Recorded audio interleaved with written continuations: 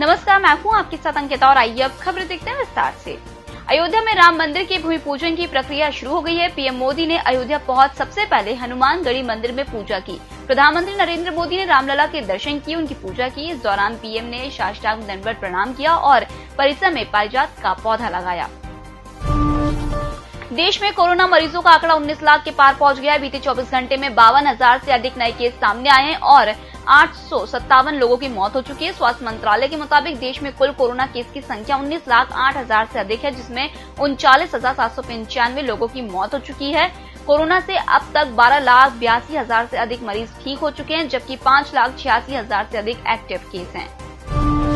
मंगलवार को पहली बार एक दिन में 50,000 कोरोना मरीज ठीक हुए। इस प्रकार अब तक 12,75,771 मरीज ठीक हो चुके हैं।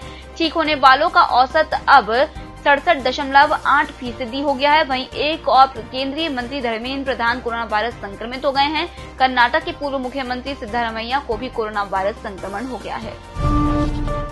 अयोध्या आंदोलन के सूत्रधार रहे पूर्व प्रधानमंत्री लालकृष्ण आडवाणी ने कहा है कि वह प्रसन्न है कि भाग्य ने उन्हें सोमनाथ से अयोध्या तक रथ यात्रा का मौका दिया। उन्होंने कहा कि राम मंदिर शांतिपूर्ण और सौहार्दपूर्ण राष्ट्र के रूप में भारत का प्रतिनिधित्व करेगा। राजस्थान में विधायक खरीद फरोख्त मामला एचसीबी को सौंपा गया है। कांग्रेस सरकार ने अपने तेवर नरम करते हुए बागी हुए सचिन पायलट और विधायकों पर लगी राजद्रोह की धारा हटा ली है। अभिनेता सुशांत सिंह राजपूत की मौत के मामले में बिहार के मुख्यमंत्री नीतीश कुमार ने सीबीआई जांच की मांग की है। उधर भाजपा नेता और पूर्व मुख्यमंत्री नारायण ने आरोप लगाया है कि सुशांत राजपूत की मैनेजर दिशा सालियान की दुष्कर्म के बाद हत्या की गई है। इस मामले में अपना नाम घसीटे जाने से खफा महाराष्ट्र सरकार कैबिनेट मंत्री आदित्य ठाकरे ने कहा है कि सुशांत मामले में सड़क छाप राजनीति की जा रही है। मेरा इस मामले से कोई लेना देना नहीं है। वहीं बिहार के डीजीपी गुप्तेश्वर पांडे ने दावा किया कि 4 साल में सुशांत के बैंक खाते से 50 करोड़ रुपए निकाले गए हैं। मुंबई पुलिस ने इसकी जांच क्यों नहीं की।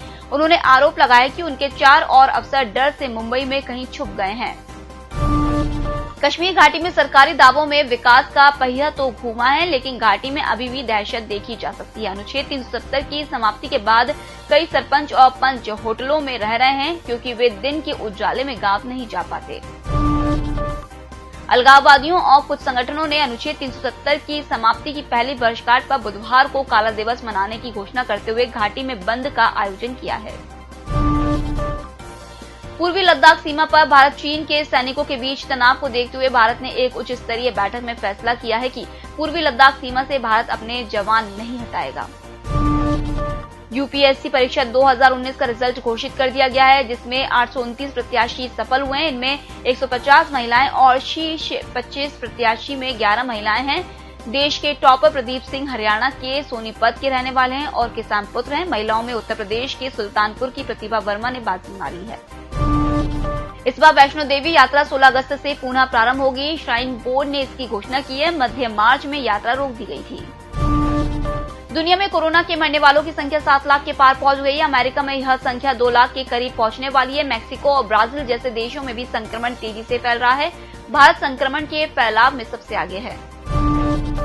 कोरोना वायरस की उत्पत्ति का पता लगाने की योजना पर चीन और डब्ल्यूएचओ के बीच बातचीत लगातार जारी है। चीन के विदेश मंत्रालय के प्रवक्ता वांग वेनबिन ने मंगलवार को पत्रकारों से कहा कि विशेषज्ञों ने अपने 2 हफ्ते के प्रवास के दौरान वायरस की उत्पत्ति का पता लगाने के लिए वैज्ञानिक अनुसंधान में सहयोग हेतु प्रारंभिक परामर्श किया। उनका 2 हफ्ते का प्रवास गत रविवार को समाप्त हुआ। अनुच्छेद 370 हटाने की पहली वर्षगांठ पर पाकिस्तान में एक नए राजनीतिक नक्शे को मंजूरी दी है, जिसमें लद्दाख और जूनागढ़ को अपना क्षेत्र बताया है। पाकिस्तान के प्रधानमंत्री इमरान खान ने कहा है कि पाकिस्तान के स्कूल और सभी दफ्तरों में यही आधिकारिक नक्शा लागू होगा। लेबनान की राजधानी बेरूत में समुद्र तट के पास खड़े एक जहाज में विस्फोट हुआ, जो पटाखों से भरा हुआ था। धमाका इतना भीषण था कि 10 किलोमीटर के दायरे में मौजूद घरों को नुकसान पहुंचा है। धमाके से कारें 3 मंजिल तक उछल गईं। धमाके में मरने वालों का आंकड़ा 78 हो गया। 4000 से ज्यादा लोग घायल हुए हैं। इनमें से कई की हालत बेहद गंभीर बताई गई है।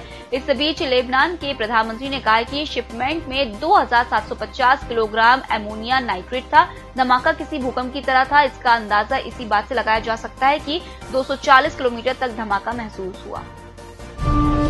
श्रीलंका में आज संसदीय चुनाव के लिए वोटिंग होगी। महामारी की वजह से प्रचार सोशल मीडिया या डोर टू डोर कैंपेन तक ही सीमित रहा। फिलहाल सत्ता काबिज राष्ट्रपति गोतबाया राजपक्षे और प्रधानमंत्री महिंद्रा राजपक्षे भाई भाई हैं।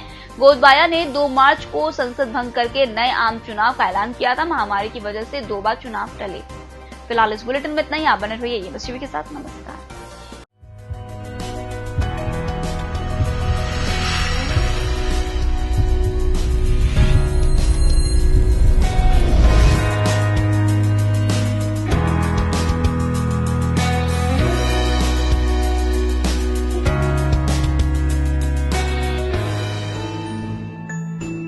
आत्मनिर्भर मध्य प्रदेश की परिकल्पना को साकार करने के लिए उमरिया जिले में राज्य ग्रामीण आजीविका मिशन के तहत गठित महिला स्व सहायता समूह द्वारा विभिन्न गतिविधियों का संचालन किया जा रहा है।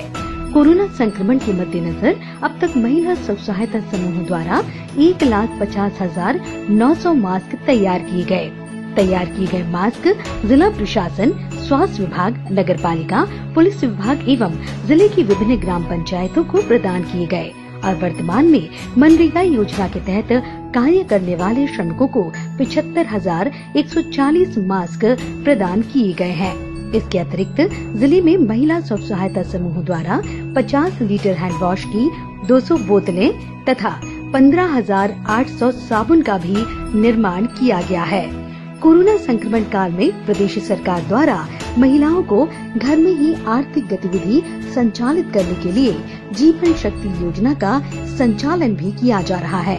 इस कार्य से जहां कोरोना संक्रमण से बचाव के लिए आम जन को महिलाओं द्वारा निर्मित मास्क आसानी से उपलब्ध हो रहे हैं, वहीं मास्क का निर्माण करने पर उन्हें आर्थिक लाभ भी प्राप्त हो रहा है। महिलाओं को मध्य प्रदेश डी ग्रामीण आजीविका मिशन के माध्यम से प्रशिक्षण भी उपलब्ध कराया जाता है। आज ये महिलाएं प्रदेश सरकार को धन्यवाद देते हुए कहती हैं कि आज हमारा जीवन भी सुगम और आसान हो गया है।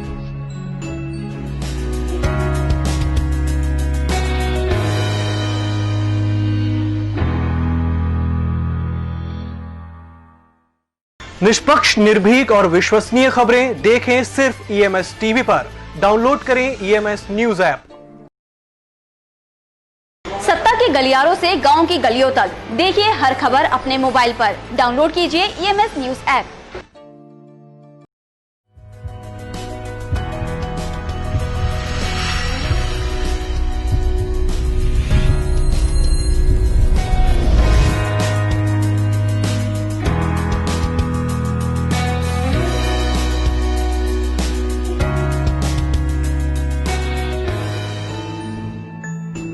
आत्मनिर्भर मध्य प्रदेश की परिकल्पना को साकार करने के लिए उमरिया जिले में राज्य ग्रामीण आजीविका मिशन के तहत गठित महिला स्व सहायता समूह द्वारा विभिन्न गतिविधियों का संचालन किया जा रहा है।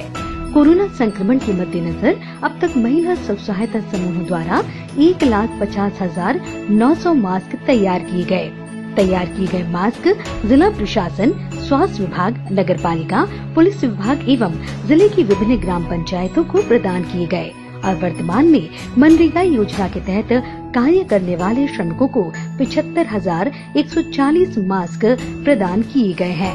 इसके अतिरिक्त जिले में महिला स्व सहायता समूह द्वारा 50 लीटर हैंड वॉश की 200 बोतलें तथा 15,800 साबुन का भी निर्माण किया गया है। कोरोना संक्रमण काल में प्रदेश सरकार द्वारा महिलाओं को घर में ही आर्थिक गतिविधि संचालित करने के लिए जीवन शक्ति योजना का संचालन भी किया जा रहा है। इस कार्य से जहां कोरोना संक्रमण से बचाव के लिए आम जन को महिलाओं द्वारा निर्मित मास्क आसानी से उपलब्ध हो रहे हैं, वहीं मास्क का निर्माण करने पर उन्हें आर्थिक लाभ भी प्राप्त हो रहा है। महिलाओं को मध्य प्रदेश डी ग्रामीण आजीविका मिशन के माध्यम से प्रशिक्षण भी उपलब्ध कराया जाता है। आज ये महिलाएं प्रदेश सरकार को धन्यवाद देते हुए कहती हैं कि आज हमारा जीवन भी सुगम और आसान हो गया है।